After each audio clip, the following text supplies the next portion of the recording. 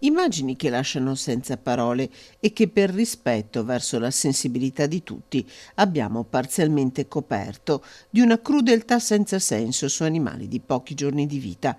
È quanto ha scoperto a San Martino di Lupari un cittadino che ha immediatamente segnalato all'amministrazione comunale e denunciato ai carabinieri la strage di 4 gattini ritrovati senza vita in un parcheggio di recente costruzione nei pressi del cimitero.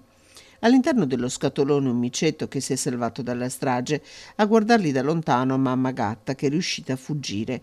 I gattini sarebbero stati strangolati secondo le prime ipotesi. È diciamo così, un gesto brutale, barbaro, credo che dire incivile sarebbe dire poco, è un atto di crudeltà gratuita che credo che offenda profondamente la nostra comunità e i valori su cui si fonda una città che ha grande rispetto delle persone ma anche degli animali. Ferma l'amministrazione comunale. Un gesto da condannare, deplorevole, mi auguro veramente che i carabinieri e le forze dell'ordine possano individuare i responsabili e dovranno pagare la giusta pena.